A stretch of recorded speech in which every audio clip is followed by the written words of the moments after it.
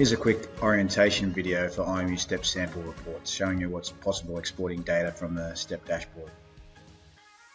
On the Summary tab, in the Contents section, you'll see there are session reports showing whole session data longitudinally, footnote reports comparing portions of each session, load versus asymmetry reports comparing impact load against asymmetry, one by date and one by category. And the footnote system used here is also explained. It's the footnote system that enables the insights to be derived from the reports. This system has 6 different sections. They are category, name, intensity, dimensions or equipment, surface, then a free category at the end. And you'll see the explanation of what you might include in those categories along with a sample footnote at the bottom left. Going through each individual reporting tab, you'll see that there are 4 different charts on the IMU STEP session tab, one for volume, one for intensity, one for load distribution, and one for asymmetry.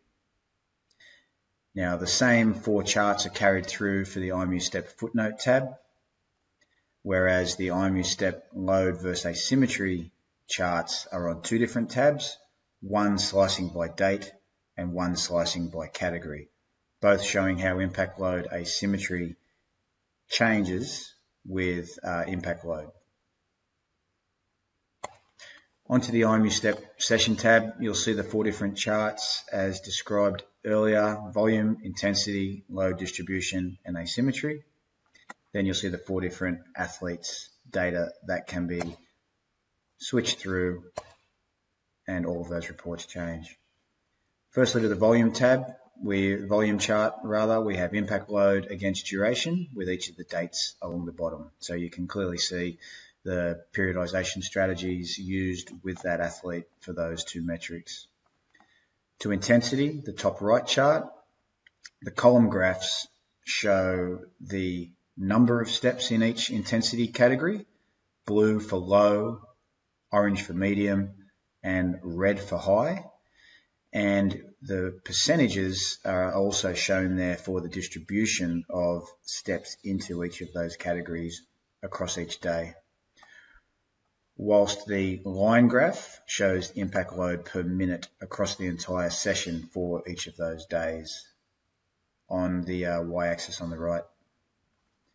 Now the bottom left chart, load distribution, there's a bit more going on that chart down there. The columns we'll see is the impact load difference, the positive side here being more impact load on the right, the negative being more impact load on the left, and how that changes from day to day throughout this rehabilitation. The 3 line graphs, colours are carried through the same as the step intensity distribution up here: blue for low intensity steps, orange for medium intensity steps, red for high intensity steps. But what we're looking at here is the percentage change on the right-hand y-axis, the percentage difference rather for the low intensity steps. On this date through here, we can see there's approximately 20% more low intensity steps on the left side, whereas for that day there is approximately 20% more medium intensity steps on the right side and approximately 10% more high intensity steps on the right side. So that's explaining the difference left versus right for each of the categories up the top. The bottom right chart, the last one on this tab, is asymmetry. What we're looking at here is the average left versus right step peak across the entire session, shown in G's.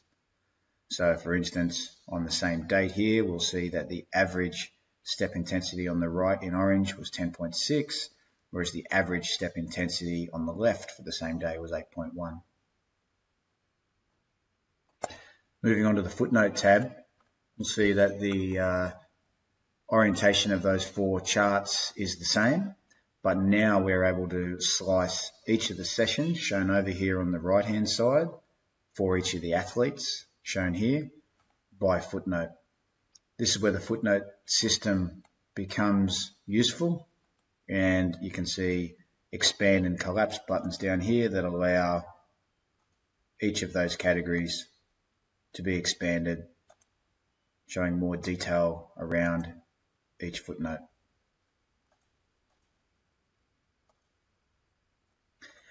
So on the top left graph here, we're now seeing the impact load and duration of each of the drills or activities occurring on that day. And you can see the vertically oriented drill names. Down through here, we see the drill categories that, as described before, can be shown that the first 3 drills here were speed drills. There was a drilling activity undertaken, an acceleration-based drill, 2 stride drills, and then a whole series of multi-directional drills with 1 stride drill in between. The numbers here relate to the drill number throughout that session. One addition to the top right graph, the intensity graph, is impact load per rep.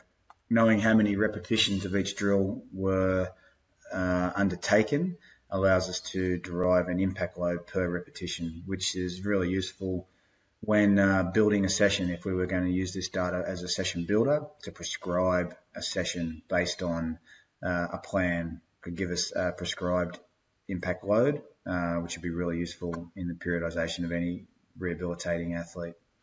Down the bottom left, we're looking at the same design as the load distribution chart on the session tab, but now we're looking at the load distribution of impact load more on the right side positively or more on the left side negatively across each of the drills or activities, and the percentage asymmetry within each category: low in blue, medium in orange, high in red, across each of those activities.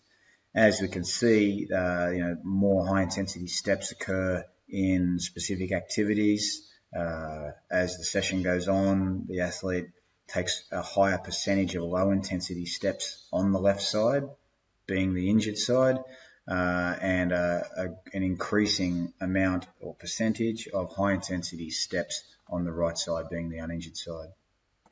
And down here in the bottom right, we see the asymmetry tab. We're also looking at the average left versus right step peak in each footnote throughout that session.